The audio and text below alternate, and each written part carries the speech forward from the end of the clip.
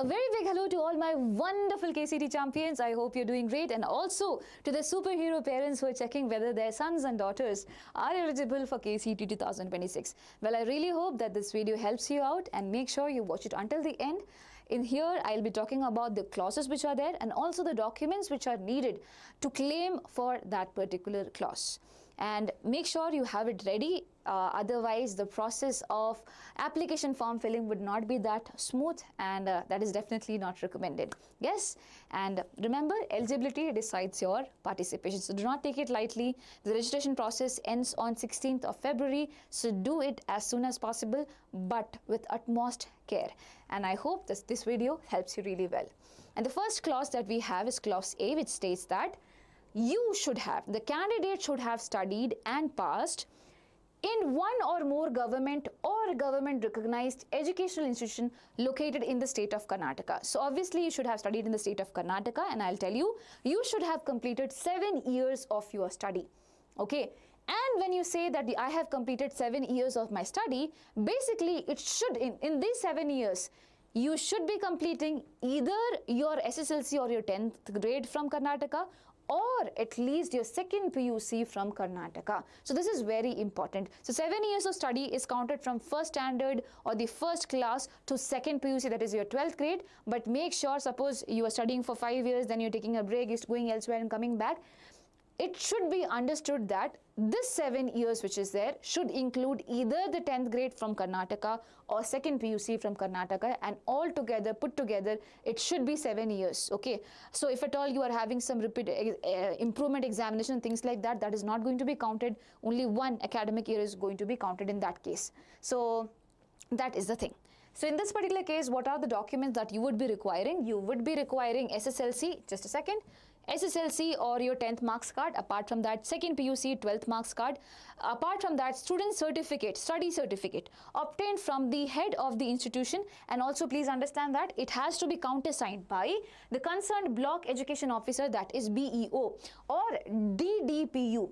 Okay, DDPU. So study certificate should be issued by head of institution, but also have to be countersigned by BEO or DDPU. Done. Now, if at all you are someone who is claiming for rural quota, the rules are a bit stricter for you. You would have to produce rural study certificate from 1st to 10th standard. That means you have to compulsorily complete the first 10 grades in Karnataka itself. That should include your 10th standard as well. So for whole 10 years completely, it should be there. Then only you can go ahead with rural study certificate quota, or basically you can go ahead with the rural quota out there.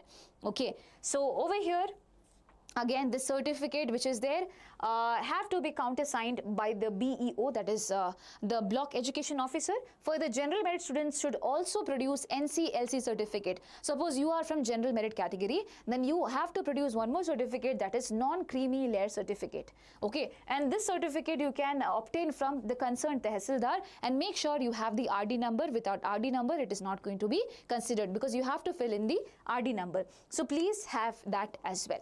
Okay, now the next thing is that if at all you're claiming for Kannada medium quota, again the rules are stricter. You have to complete first standard to 10th standard in the state of Karnataka itself. Whole complete 10 years should be there. Okay, and again it should be countersigned by the BEO, block education officer. Now, if at all you are claiming any reservation benefits such as any caste, okay, so you have to produce a caste certificate or caste income certificate wherever it is required, and all of it should be having the correct RD number as well, and it should be issued by tehsildar. For SC/ST it is Form D, and category 1 it is Form E, and 2A, 2B, 3A, 3B in Form F.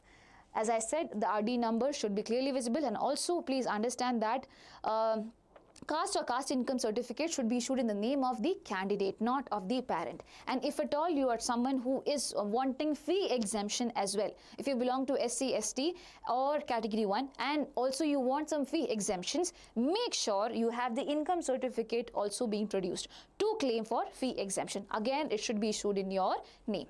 So that is all about clause A. Now going ahead with clause A1. So this is something new that has been added up. So over here, any person who is overseas citizen of India or person of Indian origin, Okay, overseas citizen of India or person of Indian origin, but you are someone who has studied 7 years in the state of Karnataka, and as I said, you have completed either 10th or 12th in these 7 years, then you will be also considered at par, just like how it was considered for clause A. The only thing is that you cannot claim any reservation.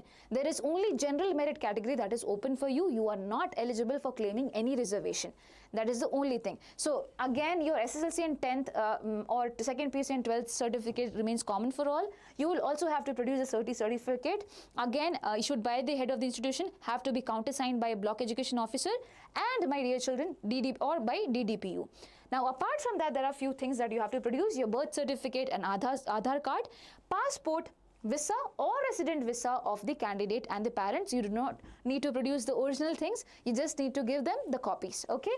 And citizenship of candidate, that is OCI, Overseas Citizen of India card, or PIO card, Person of Indian Origin card.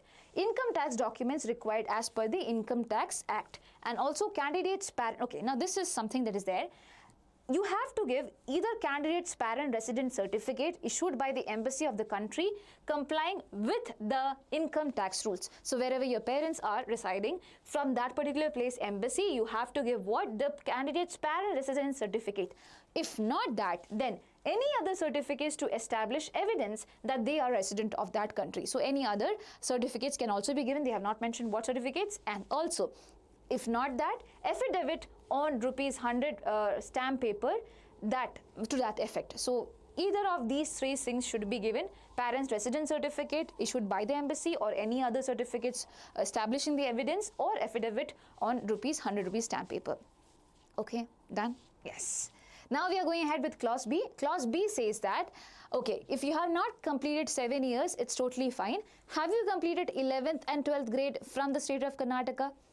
If yes, then there are chances for you to get through. But also there is one more catch, that is, if you have not completed 7 years, your parents, either of your parents should have completed 7 years, and you just have to complete just the first PUC and second PUC from the state of Karnataka. And your parents, on the other hand, either of the parents should have completed 7 years of study from the state of Karnataka. So candidates should have studied and passed either first and second year pre-university examination or 11th and 12th standard examination within the state of Karnataka from an educational institution run or recognized by state government. Okay, and either of the parents, as I said, should have studied in the Karnataka for a minimum period of 7 years. So in this case, again, you have SSLC and second PU common thing. Apart from that, study certificate for having studied. This is candidate, okay? So candidate who has studied, they have to produce a study certificate where they are mentioning that, okay, they have studied from first and second PUC here itself in Karnataka, and this should be issued by the head of the educational institution where they are studied or they have studied. Okay, so this should be issued by the head of the educational institution. They have not mentioned anything about BU officer and things like that. Now, next, going ahead, we have what? Study certificate for either of the parents. Now, since that is also what you're claiming, so you have to give the study certificate of either of the parents who have actually studied in Karnataka for 7 years. Okay, and again, this should be issued by the educational institution where he or she has studied, that is, your parents have studied. Apart from that, if at all you are claiming for any reservation benefits, you have to produce what? The caste or caste income certificate with the RD number clearly mentioned, and it should be issued by Tehsildar, as I said, SC/ST Form D, Category 1 Form E, and 2A2B, 3A3B Form F. RD number should be clearly visible. If at all you are claiming for any fee exemptions, make sure you produce the income certificate if you are someone who is belonging to SC/ST or Category 1. And make sure all the certificates are in the name of the candidate who is applying. Yeah? Yes. Now, you have clause B1. What is clause B1? Again, it's like if at all you are an overseas citizen of India or person of Indian origin and you have not completed 7 years of study, but you have definitely completed PU1 and PU2 from the state of Karnataka, and also your parents should have completed a minimum of 7 years in the state of Karnataka. Okay, they should have studied 7 years in the state of Karnataka. Then you are also eligible like clause B, but you will be eligible only for general merit seats. There is no chance that you can claim for any reservation category. Okay, so over here only one certificate comes as extra thing. So 10th and 12th, as I said, it will be there. Study certificate of you studying both 11th and 12th or first PUC and second PUC issued by the head of educational institution. The extra thing is that study certificate for either of the parents. Okay, whoever has studied, that has to be issued by the head of the institution where they have studied. Yeah, apart from that, everything remains the same. Birth certificate, Aadhaar card, passport, visa or resident visa, citizenship of candidate, that is OCI, PIO card, income tax documents, as I said, candidate's parent resident certificate by the embassy or any other certificate that claims that yes, they belong to that particular country, and also that they are resident of that particular country, and also affidavit on rupees 100 stamp paper. That can also be considered. So 3 things can be considered over here. Please make sure you produce that. Yeah? Yes. Now, so before I go ahead with all of that, everyone who is watching this video, I hope everyone is aware that we have launched a series, a test series. It is known as ABHYAS KCET test series. It was launched the previous year also, and with the immense amount of love that we got over here, and not just love, the immense amount of ranks that children produced, we thought we should be launching it again, and we launched it even before this year, just in case if at all children needed it, because we definitely understand this is a point where you should be also focusing on KCET examination as you are focusing on second PUC boards, because after some time it will be just second PUC boards, right? So there are certain features that you should not be missing. For example, there are 35 KCET mock tests, and this year we have freely put up one very important thing, that is chapter wise KCET PYQs, in a hope that if at all if someone is studying second PUC, they can also go ahead and solve the questions of the chapter on the same day. And this will be in a quiz format. In the application there will be a timer which will be allowing them to understand the speed and accuracy. And obviously you have to put in your efforts, definitely your efforts. So taking in this particular test series is not enough. You have to start putting your efforts, and trust me, it won't be just 171 rank, it can be top 1 rank also. So there were multiple rank holders. Out of 3 lakh children who gave the examination out there, the previous year our children got 171 rank, 443 rank, 693 rank, and the list goes endless.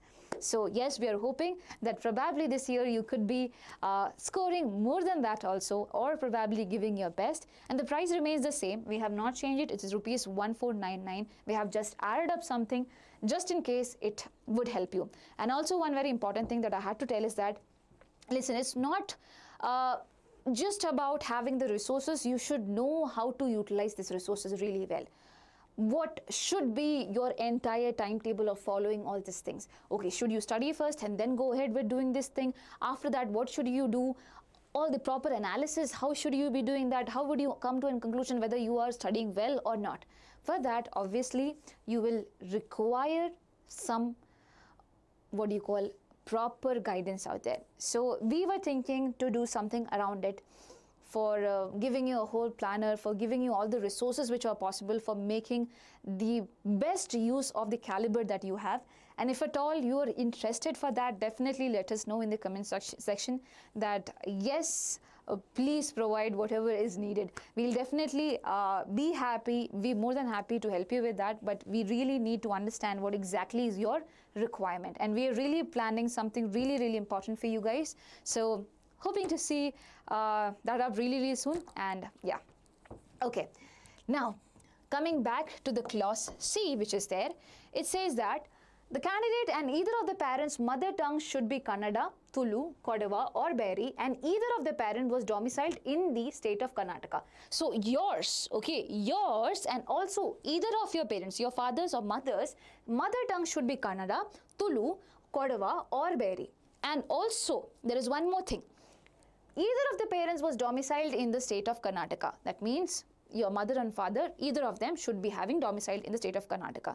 So you and your parents' mother tongue should be this. Apart from that, their parents, either of them should be domiciled in Karnataka. Such candidate should have passed the qualifying examination from the university or board or any other institution located outside Karnataka. You should not be studying in Karnataka, you should be studying outside Karnataka and should be residing outside the state of Karnataka as on 1st of May 2026. So as on 1st of May 2026, you should be living outside the state of Karnataka, provided the candidate shall undergo a Kannada language test as well. So for you, since your mother tongue is different, you would also have to give a Kannada language test as well. So in this particular case, what all certificates do you need extra? Over here, you would be requiring domicile certificate issued by the concerned revenue or municipal authorities certifying what? That the candidate and his either of the parent have resided outside the state of Karnataka as on this particular date. So a domicile certificate should be issued by the revenue or the municipal authority certifying this you and your parents, that the candidate and either of your parents have resided outside, as in this date. Okay, the place of the issuing authority should correspond to the place of the domicile of the candidate father or the mother. So wherever you are issuing from, that should be corresponding to the place where you're actually staying there, your domicile or your parents' domicile, either of your parents' domicile. Now one more thing, the domicile certificate issued by the concerned revenue authorities of the state of Karnataka regarding the previous domicile of the father and the mother. So now you are saying that either of the parents had resided or were domiciled in Karnataka, right? So since to prove that also, you would be requiring what? A domicile certificate issued from the authorities saying that the previous domicile which was there of the father or the mother is in the state of Karnataka. Okay, the place of issuing authority should correspond to the place of domicile of the father and mother. Okay, now candidate study certificate, transfer certificate with mother tongue details, that is also required. So study certificate and also transfer certificate, and it should be having the mother tongue details. Candidate or father or mother's 10th standard marks card or cumulative record in original in support of mother tongue as Kannada, Tulu, Kodava, Beri, that is also required. So either candidates or fathers or mothers 10th standard marks card or cumulative record in origin in support of mother tongue as this thing. A duly sworn declaration regarding mother tongue of the candidates. So a duly sworn declaration should also be provided. Then only you can claim under clause C. Okay, yes. Next thing, clause D. A candidate whose mother tongue is Kannada, Tulu, Kodava or Beri.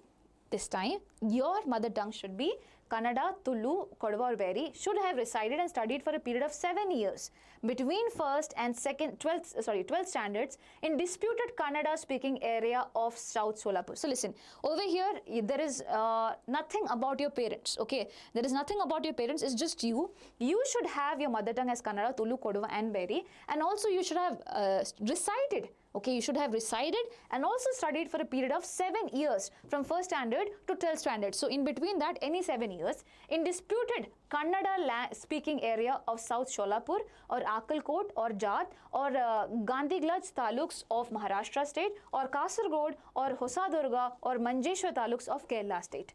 Of either of these places, provided that the candidate shall undergo a Kannada language test. Again, you would have to undergo a language test as well. So over here, document required that would be SSLC or class 10th marks card, 2nd PUC, and also residential certificate from the concerned Tehsildar of the respective disputed taluk. So you are saying that you are from that taluk, which is why you will require a residential certificate as well from the concerned Tehsildar. Candidate study certificate claiming issued by the head of the institution wherever you have studied, and also it should be countersigned by the Taluk Education Officer. Okay, the Taluk Education Officer. So head of institution will be giving you that, and you should be countersigning it by Taluk Education Officer. Apart from that, candidate or father or mother's 10th marks card or cumulative record in origin support of mother tongue as Kannada, Tulu or Kodava should be given. Kodava or Beri should be given. A duly sworn declaration regarding mother tongue of the candidate should also be provided. So these are the things that should be that you should be providing. Now, the candidates claiming eligibility under clause C and D that we just discussed, the last and this clause, should invariably speak, read and write Kannada and must secure a minimum of 12 marks, that is minimum, in Kannada language test to be conducted by KEA. Otherwise, they will not be assigned any ranks. So minimum of 12 marks is compulsory, and the Kannada language test is going to happen on 22nd of April 2026 at 10:30. Okay? Yes. Now, clause E. In case of the candidate who is son or daughter of defense personnel who has worked continuously in Karnataka for a minimum of 1 year. So you are basically son or daughter of a defense personnel, and this defense personnel had worked in Karnataka for a minimum of 1 year, and while he was working, you need to understand that it should be during the 2-year period of study of the candidate in 11th and 12th. So you were studying in your 11th and 12th, and during that particular duration, during these 2 years, any of these 2 years, at least 1 year, your parent should have basically worked as a defense personnel in Karnataka for that particular 1 year. At least a minimum of 1 year. If it is more than 1 year, it's totally fine. At least a minimum of 1 year should be there. So you also should have studied 11th and 12th over here. Okay, 11th and 12th over here, 11th and 12th over here, and also, as I said, either of your parents who is working as a defense professional should be completing a minimum of 1 year during that particular course which is there. So candidates should have studied and passed the qualifying examination from any government or government recognized education institute located in the state of Karnataka. Okay. Now documents required, SSLC and second PUC. Apart from that, candidate study certificate for having studied second PUC or equivalent examination in Karnataka issued by the head of the educational institute. Just claiming that you have basically studied second PUC from the state of Karnataka. Employment certificate of the parent issued by the controlling office where the parent is working, indicating the period during which he has worked in the state of Karnataka, that is from the reporting date to till date. So basically employment certificate should be given by the parent because he or she is claiming that I had worked in Karnataka or probably I am working in Karnataka for probably 1 year, a minimum of 1 year or more than 1 year. So whatever is there should be clearly issued by the controlling office. So that is also very much required. This is under clause E. Next thing, just a second. Okay, so I'm sorry with the number, yeah. So clause F is there, son or daughter of serving defense personnel from Karnataka who at the time of joining the defense service had declared that his or her hometown is a place in the state of Karnataka. So basically, suppose I am the officer who have worked as a defense personnel, and when I joined defense, I claim that my hometown is in the state of Karnataka. Okay, that is one condition. And proof of such domicile should be obtained and submitted by obtaining the extract from AG's branch, that is Army Headquarters, respective branch of Integrated HQ of Minister of Defense for officers and respective record offices for JCOs or OR, other ranks. So basically, proof of such domicile should be obtained and submitted. Okay, so this is very important. And also, please note one more very important thing. It's not just that you have declared the hometown. One more thing is there. Candidates should have passed the qualifying examination from a university or board or any other institution located anywhere in India. Anywhere in India. So it can be anywhere it can be Karnataka, it can be anywhere else also in India. So it's just that qualifying examination should be passed in India itself. So please understand that. Documents required, SSLC, class 10th, second PUC. Now if claiming reservation benefits, if at all, yes, if there is someone who is claiming reservation benefits, caste and caste income certificate with RD number has to be produced, and as I said, SC, ST in Form D, Category 1 in Form E, 2A, 2B, 3A, 3B in Form F. RD number should be clearly visible, and also if at all you're issuing caste certificate or caste income certificate, make sure it is in the name of the candidate. And income certificate has to be given for SC, ST Category 1 children who are claiming for fee exemption. If at all you want to reduce the fee, for that you have to produce the income certificate as well. Yeah. Now, parents' hometown declaration certificate is also needed while joining the service issued by the respective branch of Integrated HQ of Minister of Defense for officers and respective record offices for JCOs or other ranks. So basically that should be given. The certificate should be, declaration certificate should be given, hometown declaration certificate, and by this authority out there. Done? Done.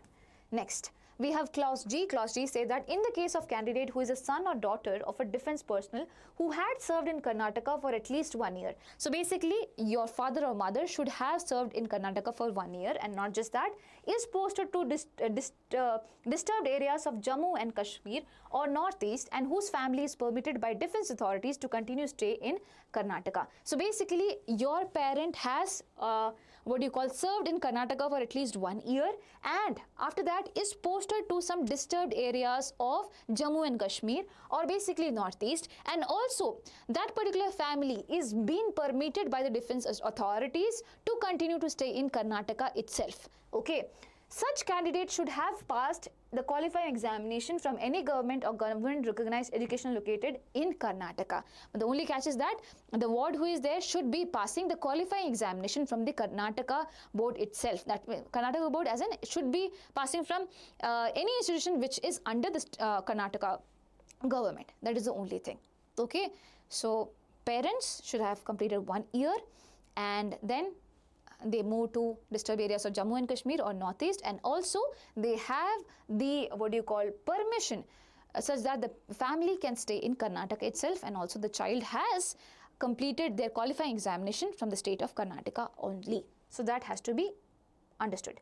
Now, documents required: the candidate's study certificate for having studied second PUC or equivalent examination in the state of Karnataka issued by the head of the educational institution, service certificate of the parent, okay, issued by the controlling office indicating the periods during which, okay, the parent has worked in Karnataka. So that particular period, whenever the parent has served in Karnataka, that has to be mentioned. And also a certificate showing that the present place of posting, certificate showing your present place of posting, whether you are posted in Jammu and Kashmir or basically Northeast or whatever is there, indicating that his family is permitted to stay in Karnataka. And in that, it should be clearly mentioned that their family is also permitted to stay in Karnataka.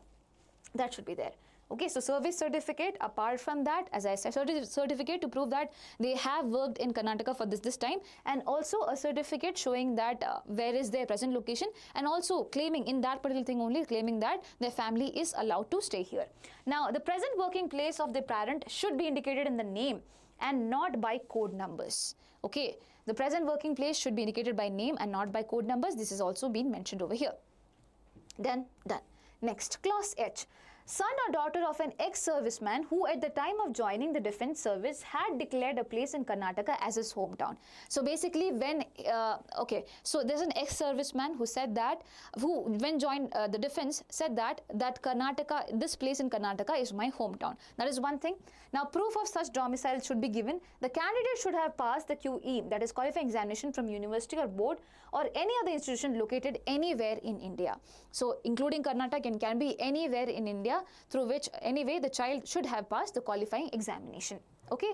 Now documents required, as I said, the same thing itself, that is SSLC and second PUC. Apart from that, if claiming reservation benefits, then caste and caste income certificate with RD number, and also please make sure income, parents' hometown declaration certificate while joining the service issued by the joint director or deputy director of the concerned district and countersigned by the director, Department of Sainik Welfare and Resettlement, Bangalore. So as I said, since you have mentioned that the parent who is there, they had mentioned a place of Karnataka as their hometown, they also have to declare it. Okay, so that declaration certificate has to be issued by the joint director or deputy director of the concerned district and countersigned by the director of Department of Sainik Welfare and Resettlement, Bangalore. Done. Now, Clause I states that in case of candidate being a son or daughter of an employee of union government or an employee of union or Karnataka state government undertaking or joint sector undertaking who is liable to be transferred anywhere in India as per the terms and condition of his employment. Okay, so over here you are son or daughter of any employee of what? Union government or an employee of union or Karnataka state government undertaking or joint sector undertaking who is liable. Okay, their parent is liable to be transferred anywhere in India as per the terms and conditions of their employment and has worked in Karnataka for a minimum period of 1 year in Karnataka during the 2-year period of study of candidate. So basically you should have studied 2 years in Karnataka, and during this 2 years, 1 year, at least 1 year, your parents should also have been there in Karnataka itself serving. Okay, should be working as well. And such candidates have studied and passed the qualifying examination from any government, okay, from the state of Karnataka. So basically, as I said, your parent should be an employee of all this thing that I have mentioned, and also they have to at least serve a minimum period of 1 year in Karnataka while you were completing your PU1 and PU2. Okay, that is there. Now again, documents required are SSLC and second PUC, the candidate study certificate for having studied second PUC in the state of Karnataka, and it should be issued by head of the educational institution, a certificate from the employer indicating that parent's period of employment in the state of Karnataka, and also showing that he is transferable anywhere in India, or he or she is transferable anywhere in India. So basically, in that particular certificate which is there, a certificate from the employer where it is clearly been mentioned that yes, the parent have been in Karnataka for this period, and also it is clearly mentioned that he or she would be can be transferred anywhere in India. That should be clearly mentioned. Now a certificate from the employer indicating parent as an employee of union government, that also you need. Okay, indicating that the parent is what? An employee of union government Yes, or an employee of union or Karnataka state government undertaking or joint sector undertaking. So that should also be mentioned. So that where exactly your parent is working, and that also has to be clearly mentioned, and the certificate should be produced. None? Yes. Now, clause J is there saying that son or daughter of a working or retired employee of union government or employee of union or Karnataka state government undertaking or joint sector undertaking where such employee, okay, so you are son and daughter of a working or a retired employee. Of what? Of the union government, or as I said, the employee of union or Karnataka state government undertaking or joint sector undertaking where such an employee had declared to the employer at the time of joining service any place in Karnataka to be his hometown. So if at all they had declared that this particular place in Karnataka was my hometown, then okay, it's not or, and had studied in government or government recognized educational institution or located in Karnataka for a minimum of 7 years. So if at all you have studied for a minimum of, that is, you're talking about the parents, okay, you have studied for a minimum years of 7. Now was or is liable to be transferred anywhere in India, and you are liable, you were liable or you are liable to be transferred anywhere. So this is for the retired people and also for the working people, which is why I'm telling you. So you have worked in either of these places and you had declared that this is my hometown and this place is in Karnataka, and you had studied in government recognized places of Karnataka for 7 years, and you are or you were liable to be transferred to any place outside Karnataka as well. And also the candidate should have passed qualifying examination from a university or board from any place in India. So from any place in India including Karnataka is okay. Okay. So here SSLC and 10th marks card, second PUC marks card. So if claiming reservation benefits, then caste and caste income certificate with RD number from the concerned Tahsildar have to be given. As I said, you can go ahead with claiming for what do you call fee exemption also if at all you belong to SC, ST or category 1, but for that you need income certificate, and all the certificate, whether it's caste income certificate, it should be in the name of the candidate. Now, a study certificate of the parent employee for having studied for at least 7 years in the state of, so since you're claiming that you have studied in the state of Karnataka for 7 years, you would need a study certificate also, the parent, okay? And also the hometown declaration certificate, since you have claimed that your hometown was this, that should be there. So while joining the service, showing that he is transferable. So in that hometown declaration certificate also, it should be mentioned that you were transferable to anywhere in India issued by the employer. So that should be given. Okay. Yes. Now the next thing, clause K says son or daughter of members of parliament elected from Karnataka. So you are son or daughters of members of parliament who are elected from Karnataka. Further, the candidate should have passed the qualifying examination from anywhere in India. Okay, and here the documents which are required is second SSLC or second PUC. Now if claiming reservation benefits, obviously caste income certificate issued by the Tahsildar, and yeah, rest all of them remains the same itself. Caste certificate, if at all caste income certificate, you should have your name, not your parents' name. Yeah, and also if at all you are going ahead with any sort of, okay, I think, yeah, that's all. Now, certificate showing that the parent is or was a member of parliament elected from Karnataka. So that should be there. Is or was. So you can be a retired person also. So please show that, and it should be issued by the parliament secretariat. Yes? Yes. Now we come to clause L, and clause L is kind of very, very confusing.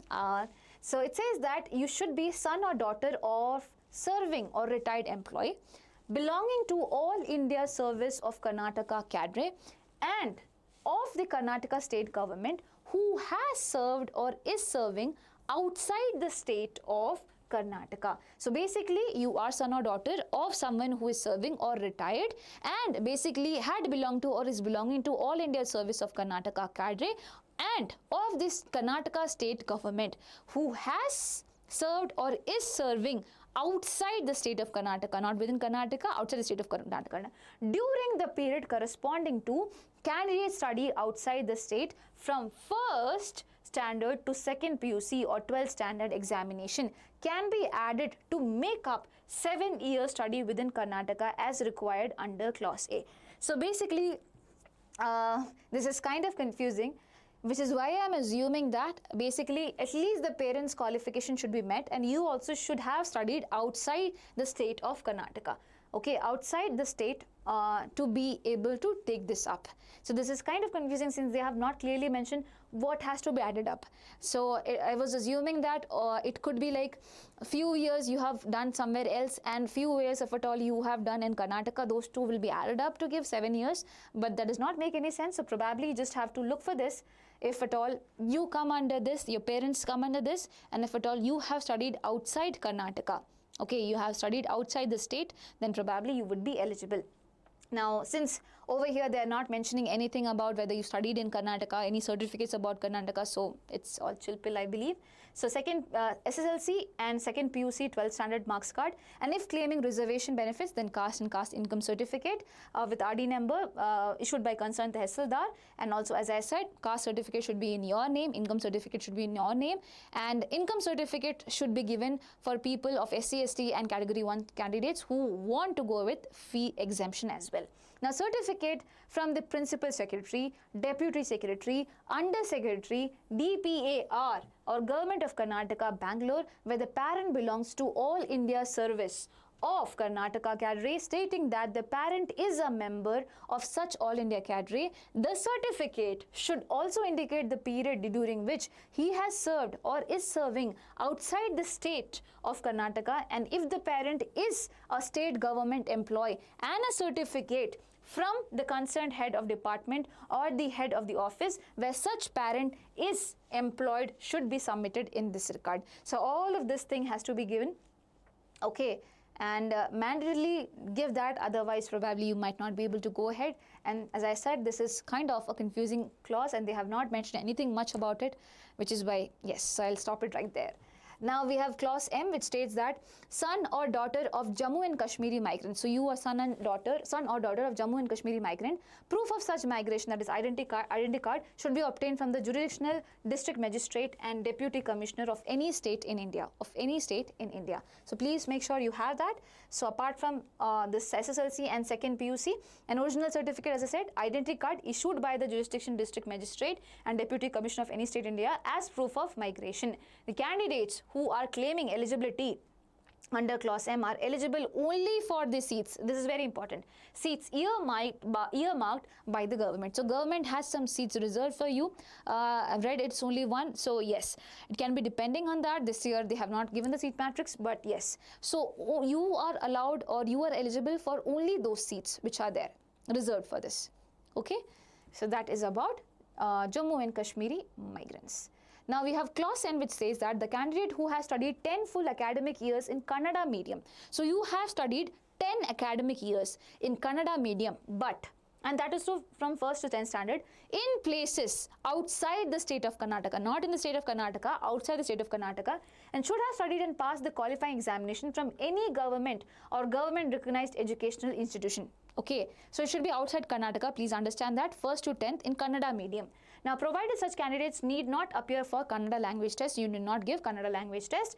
What do you have to give? A domicile certificate issued by the concerned revenue or municipal authorities certifying that candidate and his father or mother have resided outside the state of Karnataka as on 1/5/2026. So you have to make sure that you have the domicile certificate and you are claiming that candidate and also either the father and mother have resided outside the state of Karnataka as on this particular date, that is 1st of May. Now, candidate study certificate for having studied in Kannada medium from 1st to 10th standard issued by head of institution and countersigned by BEO. This also have to be clearly mentioned. Otherwise, you will not be allowed to go ahead with this. Okay, so study certificate should be there and should be countersigned by BEO. Okay, now clause, just a second, yes. Now, this is going to be the last clause which is there, no, not last clause, second last clause, and that is clause O. It says that son or daughter of working or retired employee in Central Armed Police Force Service. So your son or daughter of working or retired employee in what? Central Armed Police Force Service, who at the time of joining the CAPF, that is Central Armed Police Force, had declared their hometown as a place in the state of Karnataka itself. For that you will be requiring a domicile certificate. The candidate should have passed the qualifying examination from anywhere in India. It can be Karnataka or anywhere out there. So basically SSLC and second PUC remains the same. If claiming reservation benefits, caste and caste income certificate issued by the concerned Tehsildar should be given, and also caste and caste income certificate or income certificate should be in the name of the candidate only. Now parents' hometown declaration certificate should be given because that is how you're getting into it. So please make sure you have that, and this should be issued by Record Office of the CAPF unit where the parent service records are being maintained. Done? Done. Now the last one, that is clause Y. The non-Karnataka candidates who are registering for BSc nursing, okay, courses will be assigned clause Y in the application form. So if at all you are someone who is going ahead with BSc nursing, you will be assigned clause Y. Further, they are not eligible for any other UGCET courses other than BSc. Please make sure, if you're going with this, you are not allowed to go ahead with any of the UGCET courses other than BSc nursing. Documents required: your second SSLC and also second PUC, that is your 12th marks card. These are the things that you are going to require. So basically, one more very important thing, and that is SC/ST category 1 to 8, 2B, 3A, 3B eligibility criteria is applicable to candidates who are claiming eligibility for government seats under clause A, B, F, H, J, K, L and O. And the same is not applicable to clauses C, D, E, G, I, M, N and Y of item 6, that is eligibility clauses to claim government seats as per the provision of Rule 9. So make sure please you understand that yes, okay, only for these clauses the SC/ST category 1, 2A, 2B, 3B eligibility criteria is going to be applicable. For others it is not going to be applicable. Okay, so yes, I think that sums up everything. Now, if at all there are any doubts related to it that you want to ask, you can put it down in the comment section. I hope this video helped in some ways, and yes, do not forget to hit the subscribe button if at all you think it was helpful for you. And please take care, and please make sure you do everything without mistakes. Do it calmly, but do it before the date, okay? Because at the end, till the end, if at all you wait, there are chances that the site will crash and this will happen, that will happen, because there might be huge traffic later on. So please avoid that. Yes, so thank you so much. Wishing you all the best. Bye-bye.